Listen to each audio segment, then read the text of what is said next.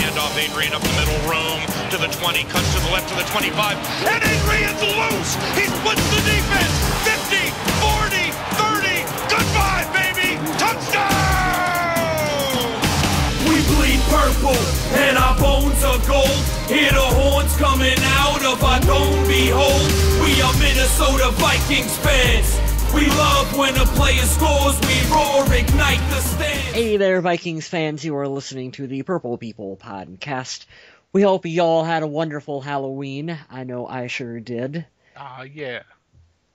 These gentlemen that are accompanying me this evening, they are not the droids you were looking for, but they are Adam Carlson.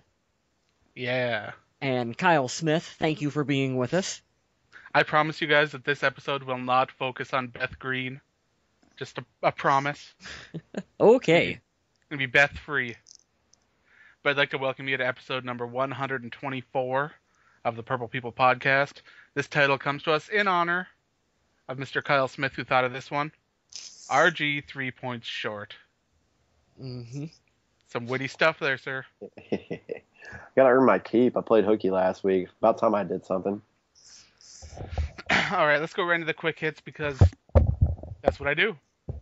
The Vikings have placed quarterback Chandler Harnish on injured reserve. He had a Liz Frank injury. That freed up a spot on the roster to bring in quarterback Pat Devlin. I don't know a lot about Pat Devlin, but hopefully I will soon. He must have got hurt in practice. That's what I'm assuming. Yeah. That's That was what I'm thinking. It was a strange one. The Vikings have released tight end Ryan Otten from the practice squad and have signed tight end Rashad Allen. You give me a lot of names to write down in Google this week. Thank you for that. I have no idea who Rashad Allen is. I don't No either, clue. but I remember reading that he was a pretty big-sized player. Big fellas, I like Yeah. that. Like 6'6" or something.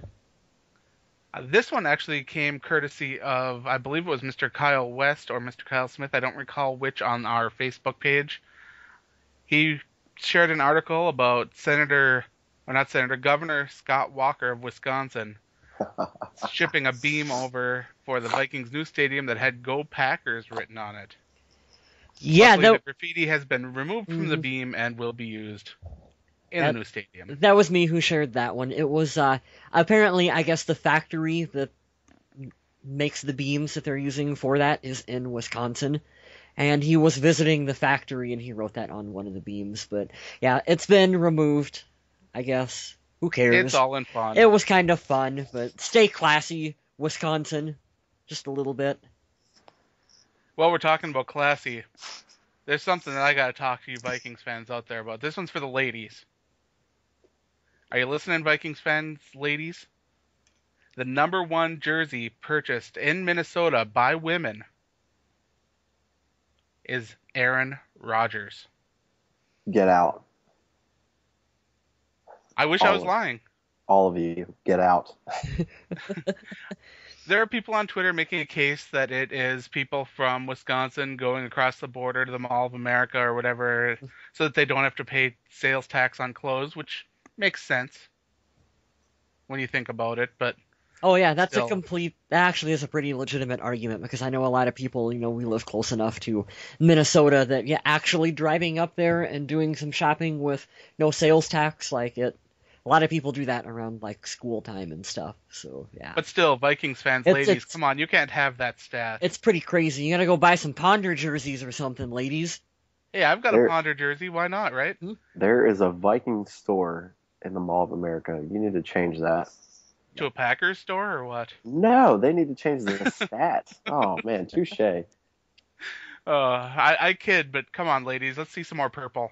There's nothing better than walking around and seeing a lady in a Vikings jersey, so come on, just do it for the guys. There you go. Do it for the fellas. That's right. My final quick hit, and this is one that I am very happy about.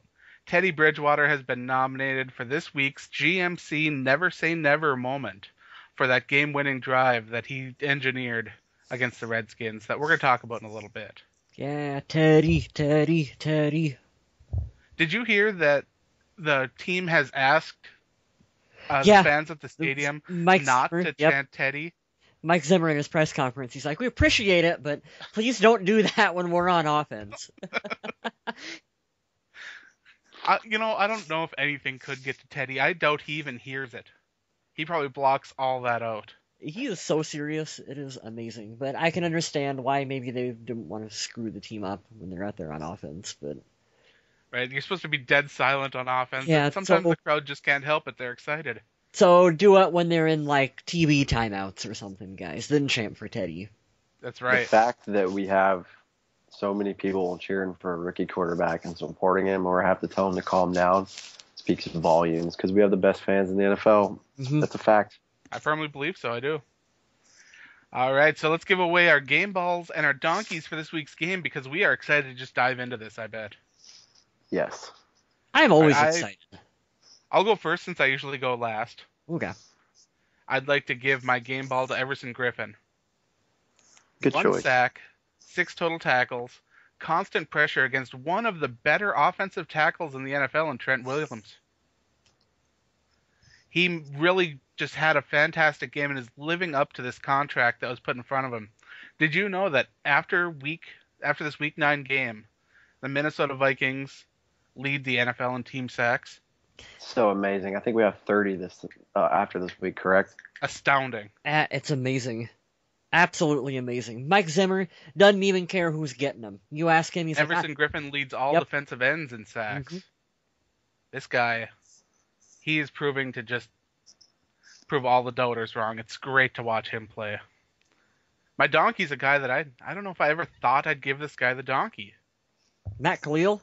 But I'm sorry, Cordero Patterson, it's you. Touche. Targeted 7 times in the offense, only had 1 catch. Some people thought that a couple of the balls that were thrown to him were overthrown, and yeah, they were a bit far. But there were also plays where Patterson looked like he didn't exactly give 100% effort in some of those plays, or the ball got lost in the sun, or other things that just happened. And while some of those things might be out of Cordero Patterson's control, he still didn't play up to the potential that I thought that he could have had in this game. He had a couple plays where it just could have been magic, and it just didn't happen. So Cordero, you're my donkey for this week, but I have a good feeling you're going to bounce back. Not bad, sir. Not bad. Who's up next? I played hooky this last week. I'll go ahead and knock it out. All right. Let's go negative so we can end on a positive. So I'm gonna go down here. I was thinking about giving it to Cordero as well. I'm looking 1 reception for 9 yards. Kind of a letdown. But I think this week I'm gonna go defensively. Guy that has kind of been creeping up on our radar as kind of a cool positive the last couple weeks. Tom Johnson. Hey man. Really? No tackles this week. He had an assist, but he's been creeping in, getting a couple sacks here and there. I'm really, honestly, with this game, it's really hard for me to pick one, and we all don't pick the same. So I'm glad you let me go second there. I'm not going to spend too much time on it because our defense was out of control once again. Really, really like what Zimmer's doing. I'm turning the donkey into a positive now. Let's turn it around to my game ball. All right. Just going off of stats for the last one. Let's go Matt Asiata showing up again. You might only have, how many yards am I looking at right here? 26 yards for 10 26 attempts. yards. Looks horrible on paper. How many points did he have this weekend? And he had a 2-point conversion. He Good for scored you. 20 of the Vikings' points. 20 of the 29 points. That's outstanding. Good for you. Jerick McKinnon, I want to give you the head nod too. Little guy, speedy guy. He's putting in and getting decent production every week in and week out. But this one I'm going to give to Matt Asiata for all the points that he scored for us. Without him this week, we would not have beaten the Redskins. There were times when I was a little disappointed in McKinnon's game, where I felt like he left a couple yards out there and could have fought a little harder for some. But sometimes there are those plays too where fighting for those extra yards results in a fumble or a mistake. And Exactly. maybe it's best that he only ended up averaging what he did at 3.9 yards per carry in this game, but it all ends up in the win column anyway. So for now, we could just be happy and relax for the next couple weeks, Yes. or at least until we hear Mr. Kyle West's game ball and donkey. Well, first I want to give an honorable mention to Sharif Floyd, who who I think is continuing. Oh, yeah. He's continuing to improve, and he had another really solid game underneath him. And He was a monster. Yep, you're seeing a guy who is developing into his own. But my actual game ball, I'm going to go ahead and give to Greg Jennings, who had 6 receptions for 76 yards. He's making some really tough catches for Teddy, and Teddy is actually being able to find him even when he's a little covered. He's still getting the ball out to him. But mostly I'm giving it to Greg because the cameras were able to catch one shot of him out there with the offense when they were off over on the sidelines, and he's down out there. He's being vocal. He's being a leader. He's getting them going, and that's what I like to see from Greg. We don't have a lot of veterans on this team. You know, we got a rookie quarterback. You know, we got a rookie running back. We don't have a lot of them right now. So we need players like Greg to step up and to fill in that leader role for the Vikings. So Absolutely. this is more, even though I want to see him get more involved in the end zone, I feel like he's starting to make his presence known for the team. And this is the Greg Jennings that we need to see more of. This is 2 good weeks back-to-back from Jennings. I hope this is the start of a trend. Yeah, I like it. I think you can really see that Teddy trusts to get the ball to Greg. Like, if Greg is covered, Teddy's going to get the ball to him, and it's still, like, he's going to catch it. And he trusts him, and they're going to continue to build upon that. For my donkey for the week, yeah, I got to do it again. I got to give it to Jeff Locke. Again, offense, stop punting the ball so much. Like, that will solve a lot of problems, but I'm not sold on Locke, and after this season is up, they will probably be bringing in competition, I think, for him in training camp. Whether it be a veteran or another younger guy, but just to have someone to kind of push him, maybe help. If it's an older guy, maybe help, you know, give him some more experience or whatnot, but I'm just not really feeling it from Locke right now. Locke, I thought, had a decent showing last week, but this week he really struggled. I think he's been struggling pretty consistently for the Vikings. Like, he's been up and down for me. He has flashes where I think he looks good, but it's just not consistent enough. I also want to name a couple players that I thought really stood out in this game that, even though they didn't get game balls, they could possibly be very deserving of it. Chase Ford targeted 7 times, had 5 catches, 66 yards in the game's only receiving touchdown. Chase Ford is turning out to be a guy that Teddy Bridgewater seems to really rely on when the wide receivers are covered and he can go through his progressions. Ford is definitely the kind of guy that you want as a backup tight end on your team. Yeah, he was an alternative for my game ball, is that I was going to give it to Chase Ford if someone else would have picked Greg Jennings. And like I mentioned in last week's show, it's going to be a lot of fun when we get Kyle Rudolph and him back on the field together, because I think they can complement one another really well. And another guy that had one heck of a game was Rhett Ellison. Mm-hmm. He had excellent blocking the entire game, caught all 4 of the passes thrown in his direction, including one that looked like it was going to sail way over his head that he went up and got. Added it up for 30 yards. Rhett Ellison putting it together and starting to look like another viable option for this team. The depth of tight end for this team is looking real good, fellas. Yeah, it is. And Mike Zimmer said it really good when he was talking about Rhett. Rhett does a lot of the dirty work for this team. He goes out there and he's primarily blocking, and he doesn't get a lot of love in terms of passes being thrown his way. But this week he showed that, hey, you can make a case for throwing the ball to Rhett, and like, he can get it done. But he's one of those unsung kind of quiet heroes of the team, I think. Oh yeah, he can sneak out there and catch a ball every now and then, and that's what they're trying to show. Just pretty awesome. The last guy I want to talk about that was an unheralded hero in our game ball conversations was Harrison Smith. That man was everywhere on the field. There were times when he gave up a play when he was covering a running back or something, but that's bound to happen when you match up a running back against a safety. Mm-hmm. But Harrison Smith, like I said, he was everywhere on the field, had 10 total tackles in the game, and those 10 tackles were all solo tackles, no assists. And one bullshit call. And that crazy roughing penalty that should have got him ejected. Oh, I was so fired up for that. So fired up for that. Thank you for keeping your cool, though. I know a lot of I know Mike got onto the players a long time ago. It's been maybe 1 or 2 games recently, but that was a total crap call. It happens, but thank you for keeping your cool, Harrison, and not getting in the ref's face, because a lot of players get heated in the moment, not getting unnecessary penalties. But if you don't mind me piggybacking, I know we're going to give our quarterbacks a lot of love, especially when they do good. Thank you, Teddy, for having a second week in a row where you didn't throw an interception, man. Good management of the ball, decent stats, good yardage, and a touchdown. Really, really liking this side of Teddy, because I wouldn't say he had me worried recently, but he did have a little bit of tough up down. stretch there for a while. But Teddy had me worried on good. another pass to the sidelines where it looked like the defender might have stayed in bounds and had an interception. And honestly, I believe that if it had been reviewed, it would have been an interception. Mm-hmm. But luckily, it just didn't happen that way. He is so young. It is amazing when you listen to him speak and you look at him in his street clothes. Like, it's a 21-year-old kid out there leading the Minnesota Vikings. Like, it's amazing how young he is. But he's got such good potential, such great potential, that it's going to be exciting to watch him continue to grow and develop. He's got to get better in his deep ball accuracy. That is a concern, I think, right now. But, like I said, he's so young that I almost don't feel like you can hold that against him. One of the things that really surprises me about this Vikings team is that they're letting this young rookie quarterback, come out and throw the ball over 40 times in these games. Yeah. Most of the time when you have a rookie quarterback, you limit those passes. Mm-hmm. You rely on a run game or, short passes. And Teddy's coming out here and he is trying to make things happen.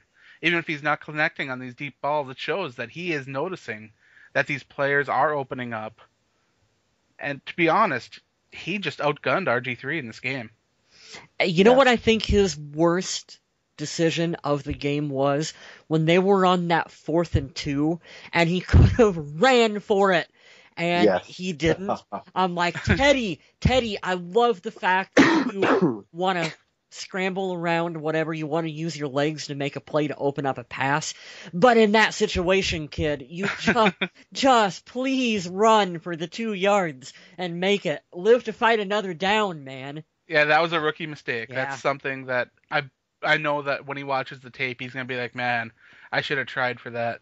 But if you had watched Louisville games before, you know that he's not that kind of quarterback to take off unless it's wide open. He looks like he would be good at it, though. Like he ain't bad. Yeah, like I think the part that he struggles on is the sliding. It's still that's the biggest thing that I've gotten a lot from, especially one of my friends today driving around at work. He's a Redskins fan. He's like, I never thought that I'd see Teddy running around, but he can scramble. And I was like, well, that's funny to me because that's not the characteristic of what I saw when we were trying to do draft tape and stuff. But you know what? If that's your secondary is to scramble, I'm totally fine with that. But yes, you guys are saying scramble, but the thing he's really doing is he's buying time. Yeah, he's moving the pocket. When I say scramble, I think of rambling outside the pocket and trying to pick up a couple yards here and there. And scrambling is one thing, like you said, but buying time is another. And you know who's excellent that we all hate here at the Purple People podcast, but he resembles when you buy time for doing that? Aaron Rodgers. That's an Aaron Rodgers quality, and it's fantastic that he has something like that about him. It makes me really excited. It is. It's really encouraging. I just still can't believe that the Vikings coaching staff and everybody put enough faith in this young guy to have him launch the ball that many times in these games. It's the marks of a good coaching staff. Like, they have faith in him, and I feel like with Ponder, it was consistently training wheels. And even though Teddy is so young and he's still developing, and I'm sure that they've got, in a sense, training wheels, I'm making air quotes right now, on him. I remember there were some games where Ponder only got to throw the ball 17, 18 times. Mm-hmm. Yep. It's like they didn't have faith in him. This staff has faith in Bridgewater, and that's good for his confidence. You never know. Well, that's the other thing, too. The blessing in disguise. I'm sorry to interrupt you, but this has been a sort of a blessing with all the Adrian stuff going on. We're not heavily relying on the run game like if we would just try to force it down. So for him having to step up, he's doing a damn good job, I think, with having such the missing key to what our offense really was. To have what you're talking about there. I think it's only making his stock and his case that he's going to be our franchise QB. I think that's only making it rise. And it's not like the Vikings struggled on the ground either. They Right. rushed the ball for 27 times, got 100 yards. Well, that's not excellent. That's not terrible by any means. Mm-hmm. Still something pretty special, I think, brewing here in Minnesota, especially when they get back to full strength. Can't wait for this bye week. Kyle Rudolph will have extra time, even though he's been chilling on the sideline anyway. I love the bye week, and I love the fact that it's not like last year. I hated that London crap last year where 5 games in we had to take our bye week. We couldn't have gotten a bye week at a more perfect time to get healthy right in the middle of the season. We've got a decent stretch coming up, some good opponents, but man, I'm really excited for that too. It sucks we're not going to get to watch a game Sunday though. Yeah. Well, we can watch a couple other things. I still got fantasy players to root for and stuff like that, so I'm good. Walking Dead Sundays. There you go. Yep, and that episode is not about, who that will not be mentioned. Beth. Thank you for listening to the Walking Dead podcast with Adam, Kyle, and Kyle. The final guy that I wanted to throw one more thing out to about how he plays so hard is Captain Munerlin. That interception, I have no idea how he got under it. That was great. I wanted to give him, down here I'm looking at the stats, I wanted to fault him, but I remembered the interception that he got. That's why we brought the guy in. I mean, he did very, very good things in Carolina, and I know he's a little bit older. I give him credit. I think Deshaun Jackson definitely did burn him, but it's Deshaun Jackson. He's one of the fastest receivers in the league. Yeah. Captain wasn't that far behind. I couldn't agree with you more on that. I mean, way to come here and, I wouldn't say you totally earned your keep, but he's definitely putting forth the effort that a veteran should. Of the season, but he is really putting it together. And if you've been watching the Carolina Panthers defense recently, it is nowhere near the same defense that they had the last couple of years. Not even on the same level. Hey, he's got 2 more interceptions than Chris Cook ever had as a Minnesota Viking, so it's already an improvement over what we had. He's not a basket case mentally, and you know that he's a good, at least I think, veteran kind of leader in the locker room that can help the younger guys. So he seems like a good egg. Yeah, I love having Captain on the team, and he's not that old. He's only 26. That's true. And they locked him in for 3 years, hoping that he could play himself into another bigger deal, which if he can, that's absolutely fantastic. And I'd love that bigger deal to come like right here in Minnesota. If he can keep playing well, that's what you want to see. Mm-hmm. The real beauty of this Minnesota Vikings team came on the defensive line. And I know I've been preaching this a lot lately, but it's the power and the speed of that defensive line, the push in the middle, the speed around the edges. It's just making this team completely different from the Vikings teams that we've seen in the past. In the past, we used to see linebackers that were always dropping back or playing some sort of catch and tackle game. Mm-hmm. We're seeing a lot more aggression from these players, and it seems like they're really buying into the schemes. We're far enough into the season now where we can notice the difference between this year and last year, and we can know it's not just 1 or 2 games game planning. The aggressiveness of this team is coming without sending too much pressure, and they're able to drop enough players back to have significant coverage. When you can combine those 2 things without blitzing a ton and being able to cover the receivers, you are going to have quarterbacks make mistakes, make bad decisions, hurry throws, and possibly turn the ball over. And that's what this Minnesota Vikings defense has done so far, and why they're ranked so high in pass defense right now. Mm-hmm. You know what I love about what you just said, too? You stole literally almost everything that I wanted to say and preach and just bow down to Mike Zimmer being a genius. The only thing else that I want to add to that, because that was perfect, is that's exactly the staple that we want. The looks that Mike Zimmer gives. I'm fairly new to catching on to being in depth. I'm sure the fans know that too. More of an opinionated guy versus facts. Well, this is a casual show. Stats. We're here for the casual listeners. If they want in-depth evaluations, that's not. Go to ESPN. Yeah. I'm getting better at watching and understanding and realizing watching, but I've seen so many different looks. You'll have Harrison come up. You have safeties come up like they're going to blitz. They drop back. You'll have them standing 5 yards away from the line of scrimmage, and next thing you know, you've got a safety blitzing out of nowhere. All these looks that Zimmer's created, they're fascinating to me, and it's good for players, all of our D line, but it's good for players like Anthony Barr to shine, just out of raw talent. And then, like, to piggyback on that for what you were saying, look at the very end of the game, because RG3, excuse my language, was on his ass the whole game. He had 5 sacks. He was constantly pressured. He had a very easy and obvious throw that he could have. I wouldn't say that it would have gotten him a score. It would have been a completion, but he couldn't make a great throw. It's not like, for that very last play, we were playing very, very deep. He couldn't make that, and I want to say that in part was attributed to just the pressure that he got all day. Like you said, we're so aggressive, but we're smart about it, and that's why I love this team this year. I actually want to do something that I very rarely do on the podcast. I want to recognize the efforts of one of the opposing team. Because Rashad Breeland is putting together a possible defensive Rookie of the Year campaign for the Washington Redskins. After nearly shutting down Des Bryant against Dallas, he came in here and held Cordero Patterson to almost nothing. He's looking to be one of those guys that's going to develop into a corner that's going to be very scary. And if you haven't heard of Rashad Breeland, you might want to. Well, you sold me on that because I haven't been paying attention, but I think I'll go look up some footage after the show. He is playing like an absolute monster. I kind of feel like a jerk that I can't say that about guys like Xavier Rhodes and Captain Munnerlyn and some of these guys on the Vikings team, but man, he has just really been impressing me the last couple of weeks. Oh, I'll segue the defensive Rookie of the Year. I'll segue that to Anthony Barr. Got him another sack this weekend. I'll make a case for that guy any day of the week. But yes, that's cool. We're not opposed to that here. We just won't do that during the Green Bay game. That's all right. When somebody has an excellent effort, I like recognizing it, even if it's not a Minnesota Viking, and that guy, he deserves it. You know what was crazy, too? You're talking about Teddy being up for the Never Say Never moment of the week. Absolutely. I think he's a very good candidate.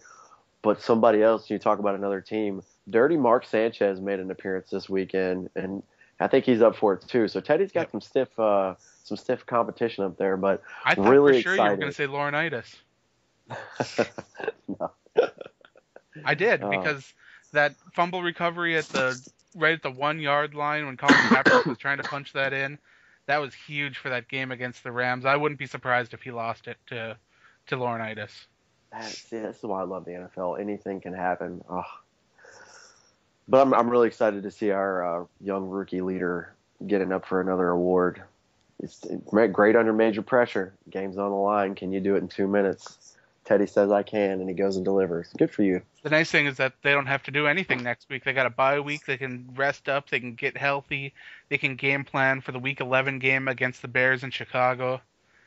This would be a relaxing time if another story hadn't popped up. For that, we'll go to Mr. Kyle West. We're going to get Adrian Peterson back, ladies and gentlemen. Maybe. Well, we're getting him back. We just don't know when yet. The court trial didn't even go to trial. The court case is over with. You guys can Google the details. If you're a Vikings fan, you probably already know them. So Adrian Peterson agreed to a plea deal that brought it down to a misdemeanor and a fine. As of now, it appears as though the only thing holding back Peterson being active on the Vikings roster is being relieved from the commissioner's permission exempt list, which has to be done by NFL Commissioner Roger Goodell. Mm-hmm.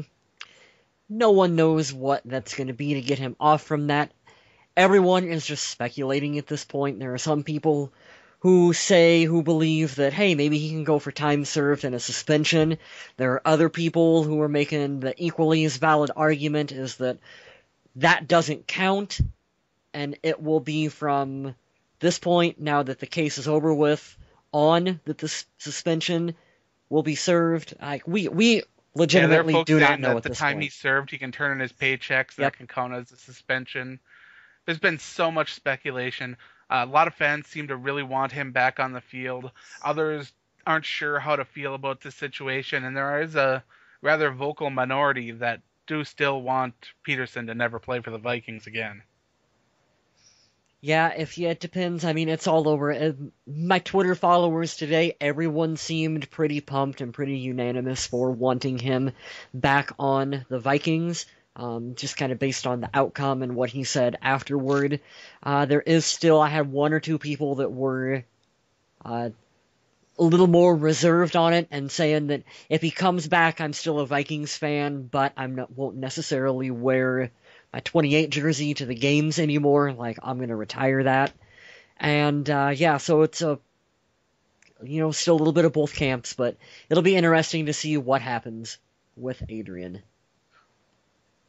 We'll keep you updated on that. The other two guys on the show are way better than I am at it, but we'll keep you updated on that. But just, I personally would welcome him back. I don't agree with what happened, but he is the best running back in football. We certainly could use his services on the field. That's kind of how it would just be. Come out, perform, and I don't know that I would be such a lobbyist for him anymore. The role model is definitely not what he is now, but we'll keep you updated on that, and we should know more. We won't have much to talk about next week. Maybe there's a transaction or two, but looks like he could be coming back, and the players have vocally spoken out that they want him back and they have his full support, or he has their full support. So that's interesting. Yeah, I think that came from, Jerome Felton said that he... Yeah, there were several players that released statements saying that they completely supported bringing him back. I did read one tweet from a fairly reliable source that said there are a couple people who were disgusted, and I'm making air quotes again, that that about what Adrian did and wouldn't necessarily be happy to see him back. Who knows who that is? Like, you just don't know. It's all speculation. So there might be a little bit of that, but probably the other running backs that aren't going to get any time if he comes back. Well, no, because Jerick McKinnon. Just joking. Jerick McKinnon was one of the players who came out and said that he would welcome Adrian coming back to the team. Probably Joe Banyard.